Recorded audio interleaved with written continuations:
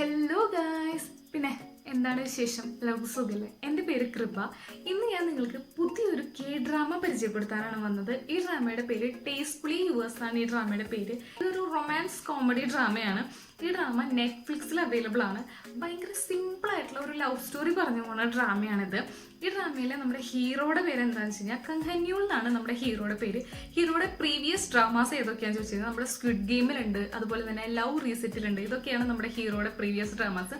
നമ്മുടെ ഹീറോയിന്റെ പേര് ഗോമിൻഷി എന്നാണ് നമ്മുടെ ഹീറോയിന്റെ പേര്. ഹീറോയിന്റെ പ്രീവിയസ് ഡ്രാമാസ് ഏതൊക്കെയാണെന്ന് ചോദിച്ചു കഴിഞ്ഞാൽ നമ്മുടെ ദ ഫ്രോഗ്, അതുപോലെ തന്നെ യൂത്ത് ഓഫ് മീ, ഇതൊക്കെയാണ് നമ്മുടെ ഹീറോയിന്റെ പ്രീവിയസ് ഡ്രാമാസ്.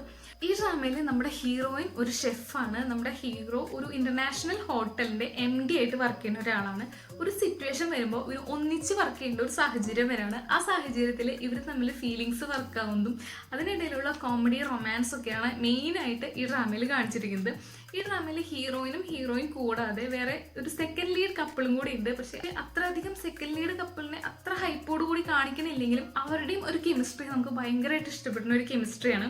ഈ ഡ്രാമയെ കുറിച്ച് പറയാമെന്ന് വെച്ച് കഴിഞ്ഞാൽ ഭയങ്കര സിമ്പിൾ ആയിട്ടുള്ള സ്റ്റോറി ആയതുകൊണ്ട് തന്നെ നമുക്ക് ഈ ഡ്രാമ കണ്ടു കഴിയുമ്പോൾ നമുക്ക് ഭയങ്കര ഒരു വാം ഫീൽ കിട്ടുന്ന ഒരു ഡ്രാമയാണ്. ഈ ഡ്രാമ നെറ്റ്ഫ്ലിക്സിൽ അവൈലബിൾ ആണ്. ഭയങ്കരമായിട്ടുള്ള സിമ്പിൾ ആയിട്ടുള്ള സ്റ്റോറീസ് ഇഷ്ടപ്പെടുന്ന ആൾക്കാർക്ക് എന്തായാലും ഇഷ്ടപ്പെടാതിരിക്കില്ല.